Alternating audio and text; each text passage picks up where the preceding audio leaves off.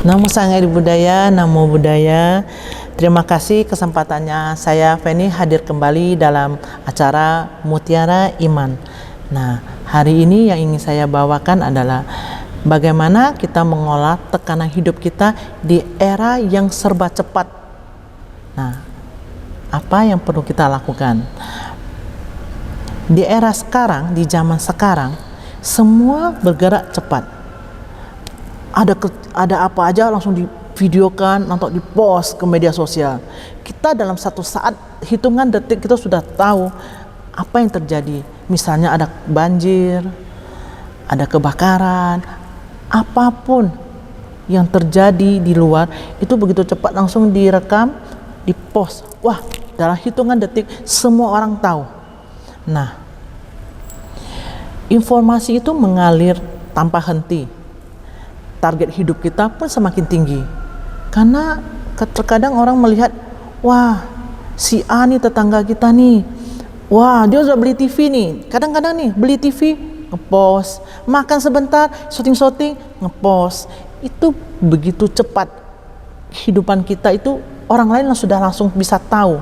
Dan teman-teman, dengan target hidup yang semakin tinggi, waktu istirahat kita pun sekarang berkurang. Kenapa berkurang? Satu, pekerjaan. Setelah pulang kerja seharusnya kita istirahat. Kita melihat media sosial. Kita melihat apa yang terjadi hari ini. Kita mulai melihat teman-teman punya status. Kita mulai melihat TikTok. Di sana banyak sekali informasi-informasi yang kita bisa lihat. Dan terkadang kita melihat pencapaian teman yang begitu luar biasa, kita seakan-akan kita mau istirahat pun kita merasa bersalah. Kenapa bersalah? Karena dia sudah sampai ini, saya belum. Saya harus kerja lebih. Itu hanya muncul di pikiran, saya harus kerja lebih. Tetapi pada saat actionnya, kehidupan kenyataannya tidak. Kita tidak melakukan apa-apa. Kita hanya memunculkan ketidakmampuan kita di pikiran. Nah, jadi kita melihat sering sekali akhirnya orang pada umumnya berkata, sebenarnya saya tidak lelah bekerja, tetapi saya lelah dalam menjalani hidup. Betul? Apakah teman-teman merasakan hal yang sama? Saya tidak lelah dalam bekerja, tetapi saya lelah dalam menjalani hidup. Hidup ini begitu berat untuk kita rasakan. Hidup ini begitu beragam permasalahan, kondisi yang muncul, sehingga membuat kita merasa kelelahan. Sebenarnya kelelahan yang kita rasa itu adalah kelelahan batin. Kelelahan yang berasal dari diri kita sendiri, dari pikiran kita, bukan kelelahan dari luar atau beban di luar diri kita. Kita merasa pencapaian kita kurang, itu terjadi di dalam diri kita, bukan berasal dari di luar diri kita atau faktor eksternal. Dalam Dhammapada ayat 37, batin ini berkeliaran jauh. Batin mengembara sendiri, tak berwujud, berdiam di lubuk hati. Barang siapa yang bisa mengendalikan batin akan terbebas dari belenggu mara. Jadi teman-teman, pikiran kita adalah faktor utama penderitaan itu muncul. Nah, teman-teman, kenapa saya katakan bahwa pikiran yang menjadi faktor penderitaan kita? Karena kita sering melihat orang lain, melihat apa yang terjadi di luar sana, lantas kita berpikir, pikiran kita mulai menciptakan film-film, drama-drama yang sebenarnya tidak terjadi pada diri kita. Kita menciptakan persepsi, si A begitu, si B begitu, si C begitu, dan akhirnya kita menderita oleh drama yang kita ciptakan sendiri, yang kita buat sendiri di dalam pikiran kita. Teman-teman, saya pernah di sebuah kondisi di mana saya ingin sekali berdoa, tapi waktu itu saya mau berdoa itu tempat itu sangat ramai. Semua orang datang berdoa. Mereka berdoa membacakan parita dengan suara yang lumayan keras. Ada juga yang berdoa dengan doanya diucapkan keluar, bukan di hati, dalam hati. Sehingga pada saat saya ingin berdoa, saya merasa ini terlalu ribut. Ini membuat saya tidak bisa berdoa. Itu pikiran pertama yang muncul. Sehingga pada saat itu yang muncul adalah kemarahan, emosi, rasa tidak suka yang diciptakan oleh pikiran saya. Kenapa saya katakan itu diciptakan oleh pikiran? Karena setelah beberapa saat kondisi kesal saya itu muncul, saya sadari, kemudian saya coba tenangkan diri, saya tarik napas dalam-dalam, saya kembalikan kepada diri saya. Saya hadir di sini untuk berdoa untuk diri saya sendiri, sehingga saya tenang. Sekitar saya yang tadinya rame mendadak hening. Saya hanya fokus dengan apa yang saya bacakan, apa yang saya doakan. Apakah sekitar saya tidak ada orang lagi? Ada. Tetapi pikiran saya sudah fokus. Maka segala sesuatu yang di sekitar kita itu bukan lagi gangguan buat diri kita. Ya, teman-teman, saya akan kembali setelah sesi berikut ini. Ditunggu saya hadir kembali.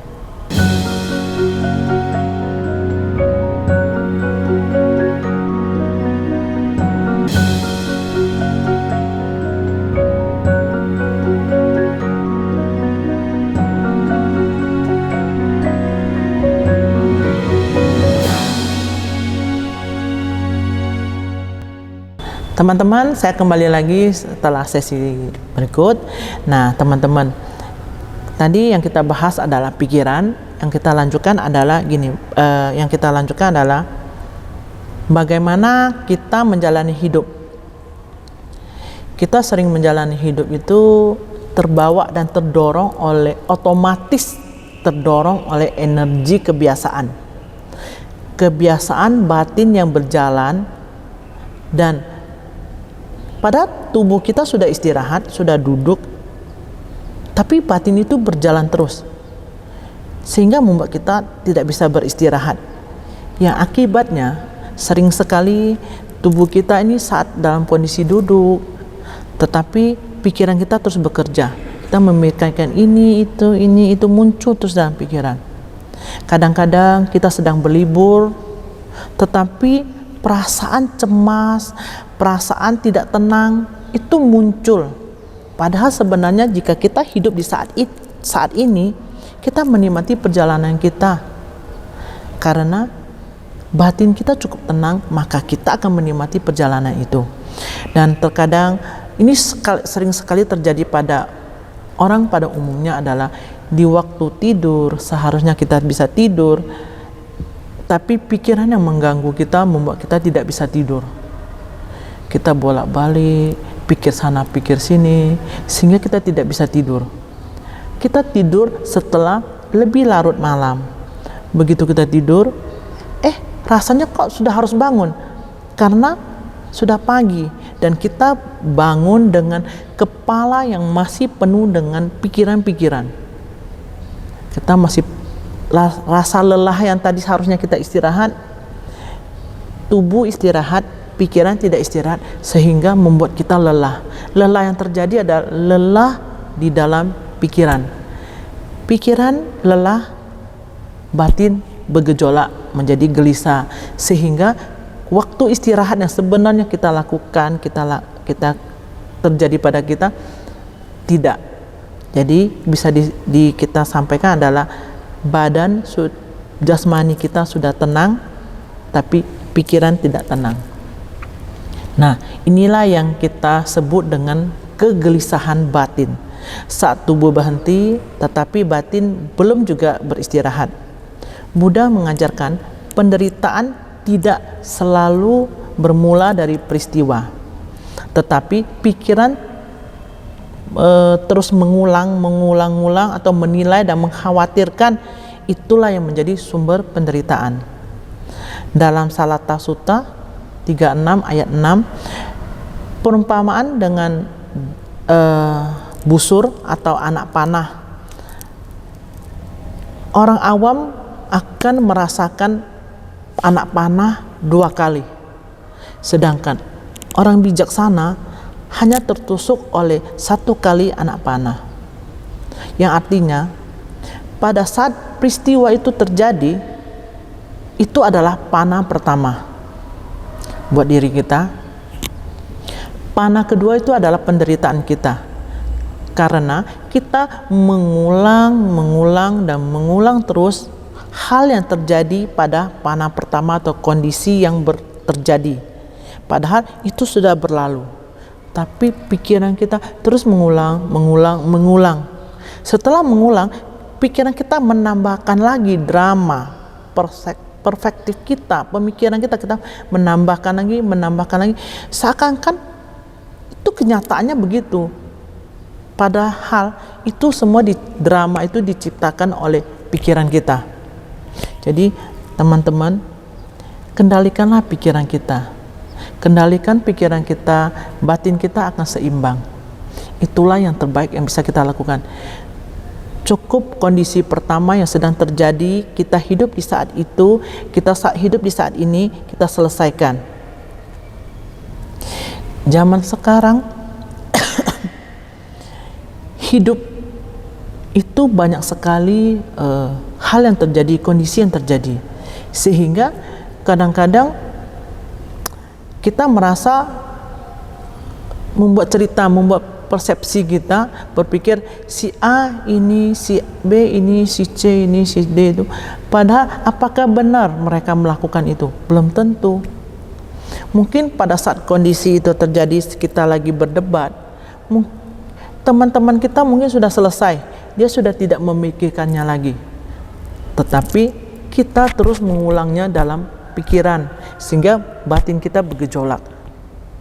Teman-teman, pahamilah, setiap kondisi yang terjadi, baik buruk maupun baik, itu semua jika sudah terjadi, hadapi, jangan lari dari kenyataan. Hadapilah saat itu. Apa yang bisa kita lakukan saat itu, lakukan. Percayalah bahwa yang terjadi saat ini adalah yang terbaik buat diri kita, sehingga kita tidak mengulang lagi di dalam pikiran kita. Semua yang terjadi saat ini adalah yang terbaik yang bisa kita lakukan. Jadi jangan mengulang-ulang lagi. Karena pun apapun yang terjadi terhadap teman kita atau kondisi yang terjadi terhadap orang lain, itu adalah buah karma dia sendiri. Yang kita perlu lakukan adalah bagaimana kita mengontrol diri kita untuk tidak menciptakan buah karma yang baru, menyelesaikan masalah hingga tuntas, bukan menyelesaikan masalah dengan menimbulkan masalah baru lagi. Jadi teman-teman, pahamilah, segala sesuatu yang membuat kita menderita itu berawal dari pikiran kita. Maka pikiran itu harus dilatih, pikiran itu harus dikendalikan. Nah, kita bisa mengikuti latihan-latihan di retret-retret yang sering diadakan di wihara-wihara. Nah, teman-teman, saya akan hadir kembali setelah yang satu ini.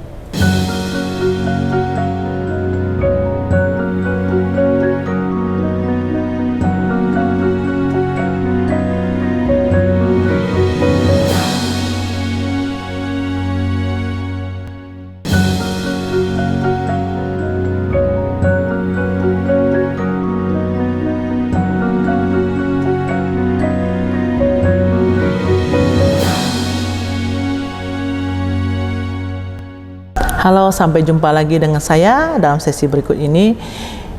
Di sini saya ingin menyampaikan bahwa dalam zaman sekarang itu seringkali ada tekanan sosial media, tuntutan untuk hidup lebih sukses dan perbandingan hidup. Di zaman sekarang perbandingan hidup itu terjadi 24 jam. Kita membandingkan pencapaian, penampilan yang perjalanan spiritual dengan orang lain. Masalahnya kita sering membandingkan kehidupan nyata kita dengan potongan-potongan orang lain yang ditampilkan di media sosial. Setiap kali kita menampilkan apa yang ada di media sosial, kita hanya menampilkan potongan-potongan kecil yang dimana momen itu kita sangat bahagia. Sehingga kita sering lupa bahwa di semua itu ada prosesnya. Kita jangan membandingkan hidup kita dengan potongan kecil yang ditampilkan orang lain. Oh, dia bisa begini, bisa gini. Tapi sadar nggak? Potongan itu, di balik potongan itu ada cerita. Bisa cerita yang benar, bisa juga sebagai pencitraan. Jadi jangan habiskan waktu kita untuk melihat orang lain, potongan-potongan kecil orang lain, lantas membandingkan dengan diri kita. Lakukan apa yang kita bisa. Lakukan apa yang terbaik buat diri kita. Dalam Dhammapada 252, adalah mudah melihat kesalahan orang lain, memang sulit melihat kesalahan diri sendiri. Orang menyikap kesalahan orang lain bagai menampi sekam, namun menyembunyikan kesalahan diri sendiri laksana penjudi licik yang menyembunyikan dadu buruknya. Nah, melihat kesalahan orang lain itu sangatlah mudah, tetapi sangatlah sulit melihat kesalahan diri kita sendiri. Dalam Manggala Sutta ada dijelaskan, tidak bergaul dengan orang bodoh, bergaullah dengan orang bijak, itu adalah berkah utama. Akar dari tekanan yang terjadi dalam kehidupan kita sebenarnya itu ada dua, yaitu tanha dan diti. Tanha adalah keinginan yang terus menerus, merasa belum cukup, harus lebih dari orang. Yang kedua adalah diti, pandangan keliru. Aku harus hidup seperti ini, aku harus hidup seperti itu, aku harus menjadi ini dan menjadi itu. Tekanan muncul karena ada perbedaan antara realita dan ekspektasi. Saat realita dan ekspektasi berbeda, itulah yang membuat kita menderita. Dalam Samyutta Nikaya 56 ayat 11 ada menjelaskan 4 kebenaran mulia, yaitu adanya duka. Kehidupan yang dijalani semua makhluk mengandung penderitaan, ketidakpuasan, dan tekanan. Yang kedua adalah sebab dari duka. Duka muncul karena tanha, keinginan yang melekat, nafsu ingin memiliki, mempertahankan, dan menolak hal yang tidak menguntungkan atau membuat kita menderita, yang kita tidak sukai. Yang ketiga adalah lenyapnya duka. Duka akan berakhir jika tanha kita dipadamkan. Inilah kebebasan batin yang disebut dengan niroda. Dan yang keempat adalah jalan menuju lenyapnya duka, yaitu jalan mulia berunsur 8 yang kita praktekkan dalam kehidupan sehari-hari. Dhammapada 204 menjelaskan, kesehatan adalah keuntungan tertinggi. Kecukupan hati adalah harta tertinggi. Orang terpercaya adalah keluarga terbaik. Nibbana adalah kebahagiaan tertinggi. Nah, teman-teman, setelah kita mendengar bahwa bagaimana kita bisa hidup menghadapi zaman yang serba cepat, yang serba modern ini, adalah bagaimana kita berpraktek dalam kehidupan sehari-hari. Berhenti sejenak dengan sadar, seperti yang dijelaskan dalam sutta, dengan menyadari tubuh, perasaan, pikiran, dan fenomena batin, seseorang menapaki jalan pemurnian batin dan pembebasan dari penderitaan. Maknanya adalah berhenti sejenak, jangan melarikan diri dari masalah atau kondisi yang terjadi, melainkan hadir sepenuhnya pada kondisi itu dan lakukan yang terbaik yang bisa kita dilakukan saat itu. 2. Mengganti pertanyaan yang ada di dalam batin kita. Kita jangan terus bertanya mengapa hidupku belum seperti orang lain. Tapi kita harus bertanya pada diri kita, apa yang cukup dan apa yang bermakna untuk hidupku saat ini.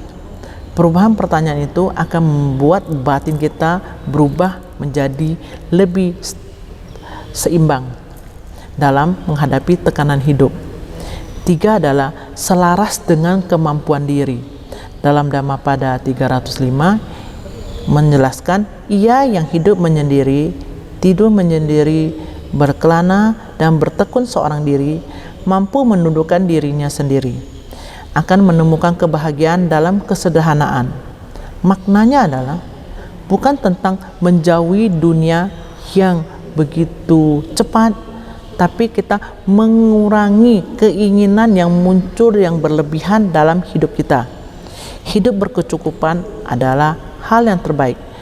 Punya rasa syukur terhadap apa yang kita dapati saat ini. Sedikit keinginan, maka hidup kita akan lebih damai. Sebagai penutupnya, saya ingin sampaikan adalah di era yang serba cepat ini, di tengah hidup yang bergerak semakin cepat, kita belajar bahwa tekanan tidak selalu datang dari luar, tetapi dari batin kita yang belum berhenti bergejolak atau bereaksi. Buddha mengajarkan bahwa penderitaan dapat dipahami, ada sebabnya, ada kemungkinan berakhir, dan ada jalan menuju lenyapnya penderitaan dengan mempraktekkan 8 jalan utama. Dengan berhenti sejenak, secara sadar kita mengurangi perbandingan dengan orang lain, mengurangi keinginan yang berlebihan, serta hidup selaras dengan kemampuan diri kita. Kita menjalani jalan tengah, jalan yang tidak memaksa, namun jalan yang membebaskan diri kita dari keinginan-keinginan, nafsu-nafsu, keinginan yang berlebih. Semoga latihan kecil yang setiap hari kita lakukan dengan rasa bersyukur, batin kita menjadi lebih jernih, hidup terasa cukup, langkah kita yang kita jalani penuh dengan kesadaran, penuh kedamaian, dan membawa kebahagiaan buat kita semua. Akhir kata saya ucapkan Namo Sayang Adi Budaya, Namo Buddhaya. Semoga semua makhluk berbahagia. Sadu, sadu, sadu. Terima kasih.